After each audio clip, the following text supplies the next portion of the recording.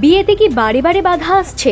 কিছুতেই আপনার প্রেম পরিণতি পাচ্ছে না? প্রেমের উৎসব রাসে পালন করুন এই বিশেষ কয়েকটি টোটকা। প্রেম এবং দাম্পত্য সম্পর্ক এমনকি বিয়েতে বাধা কাটবে, সুখের মুখ দেখবেন, প্রিয় মানুষের সাথে সম্পর্ক আরো মধুর হবে আপনার।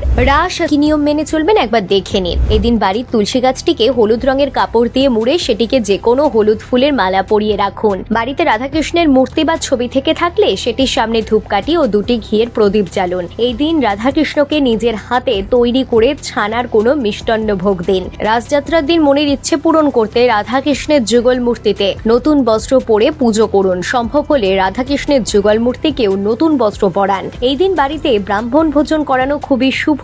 নতুন বস্ত্র ও গীতা দান করাও খুব ভালো। এই দিন বাড়িতে নাম কীর্তন দেওয়া খুবই শুভ বলেই মনে করা হয়। রাসযাত্রায় রাধাকৃষ্ণের পুজোয় অবশ্যই নৈবেদ্য হিসেবে মালপোয়া, পুর ভরা লুচি, 5 রকমের ভাজা, কাজু বাদাম, কিশমিশ, সাদা মিষ্টি, 5 রকমের ফল, খই, দুধ, দই এবং 5টা এলাচ দিন। এতে খুবই খুশি হবেন রাধাকৃষ্ণ। বাড়িতে গীতা পাঠ করা খুবই শুভ বলে মনে করা হয়। এই দিন রাধাকৃষ্ণকে অবশ্যই ডাবের জল নিবেদন করুন। রাস পূর্ণিমার দিন চন্দ্রদেবের উপাসনা করাও খুব শুভ বলেই মনে করা হয়। বেলগাছকে ধূপ ও প্রদীপ জেলে পুজো করুন। এদিন ব্রাহ্মণ বা গরিবদের সাদা থান কাপড় দেওয়াও খুব শুভ।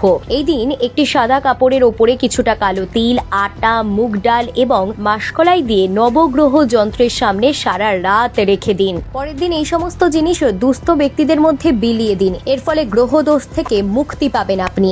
উপরিউক্ত সকল তথ্যই বাস্তু এবং জ্যোতিষশাস্ত্রের উপর ভিত্তি করে বলা হয়েছে। এগুলি আপনাকে কোনোভাবে বিশ্বাস করতে বা মেনে চলতে বাধ্য করে না আমাদের চ্যানেল।